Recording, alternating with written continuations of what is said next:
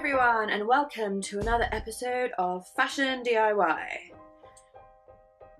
That kind of goes, right? I can see that. Yeah. So I actually filmed most of this footage a few months ago, and then I ended up stopping YouTubing because I was getting super stressed from my fashion business, and that happens, life happens, and sometimes you just gotta do what you gotta do to get back on track. So I'm definitely back on track now, filmed 3 videos this week, and feeling good, so I'm super excited. So I actually filmed some footage showing how we tie-dye the tees from my brand Hiba Clothing. So I am going to show you now the footage that I filmed on how we did it. Okay, so I'm going to show you stuff that you need. So I've got this Dylon dye. So I've got China Blue, and then I've got Intense Violet. So you need salt. When you're dyeing with these like hand dyes or like any dye, you need salt. So you can use like a cheap like table salt, that's what I use, but actually I realised that it's actually really cheap just to buy the Dylon brand salt. It's this salt, Dylon salt, and this whole giant bag, you might not be able to see it, but it's 56 pences, just 56. So 56p. Might as well just buy the brand dye. I mean salt. So I found this in my local chemist randomly. My chemist like sells them for like £3. For some reason this one's £3.50. I don't know where I got that one from. But if you go on eBay, eBay sells Dylon dyes, and I'd say if you get them for £3 a pack, then that's a good price. Sometimes you can get 3 packs and then you get a discount, and then you can get the salt on eBay too. So just search Dylon dye, or Dylon fabric dye, or Dylon hand dye, because this is specifically for doing it by hand, which is great for tie-dye.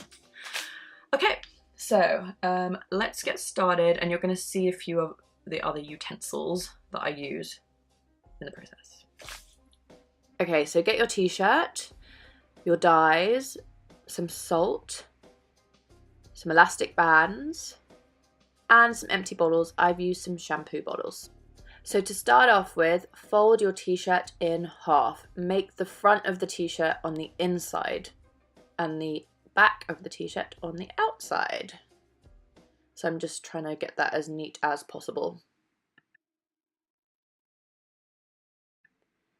Then what you do is you decide how wide you want your stripes to be of the tie-dye. And once you've decided that width, that initial width, then you just fold it, concertina the t-shirt all the way on both sides in the way that I've just shown you how to do it. I always start from the middle and then work my way down to the top and the bottom. I find that's the easiest way to do it.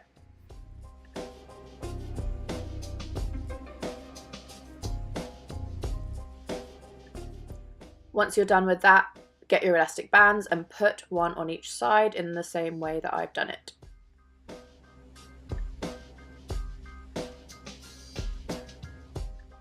Then just neaten it all up, straighten out the elastic bands and all the folds, and then you're good to go. We can start dyeing now. So for the purpose of this video, I have used a small tub with kitchen roll on the base to absorb any excess liquid. I would recommend that you do it in your bathtub with some fabric underneath, some scrap fabric that you can absorb any excess dye into. Once you've done that, then make sure the t-shirt is completely soaked, and it will have the proper instructions on the back of the dye. Then you add the dye and the salt to your empty bottles and in some hot water, which also it will explain at the back of the packet. Give it the biggest shake you possibly can, because if you don't shake it properly, you'll get all the granules and speckles of powder, which actually you can kind of see on my t-shirt here, but I actually wanted a speckled effect for this specific design. So yeah, then what you do is, well, what I would usually do is do a contrasting dye on either side, and in the middle I would do a different colour. So just keep going until it's completely soaked. Do not be afraid to get that dye in between your folds. I actually recommend it because you'll still get that concertina fold effect even if you absolutely drench your t-shirt in dye. The more dye you add, the darker the colours will be. This is going to be quite a pale coloured t-shirt.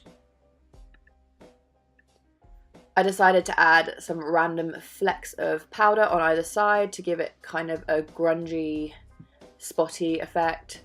As much as I like this look, I actually think that the t-shirt is perfectly fine without this effect also. What I always do is I always leave the tie-dyed t-shirts in a plastic bag. You can leave it for minimum 45 minutes. I actually like to leave it overnight. I like to just make sure that the dye has really soaked in. And when you open it out, you can see that stripy effect. It's that mix of purple, pink, and obviously the white t-shirt. And then you can see the speckles at the back. Okay guys, so that's it. It's simple and easy, but it's quite a unique way to tie-dye. I've kind of shown you behind the scenes of how my brand tie-dyes, but that's alright, that's cool. You guys can give it a try yourselves. I'm going to show you the final results. The one that I filmed myself dyeing was the pink and the purple, and it has like a speckledness to it because I did I sprinkled lots of the powder on. But if you want like a more uniformed dye job, then just make sure you shake those bottles really well so that all the powder's mixed in so you don't get any speckles. I don't mind that vibe. I think it adds to the grungy look, and yeah, I really like it.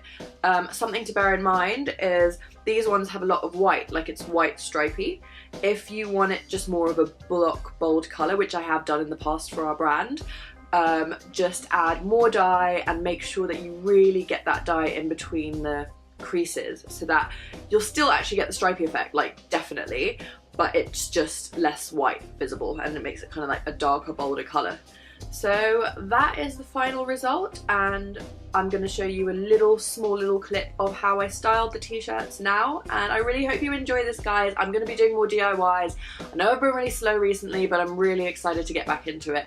If you like my DIYs, please subscribe, comment, like, talk to me, message me, because I love to make new friends and I'd like to create community, and I'm going to keep doing more DIYs. It's a great way to keep up with trends on a budget.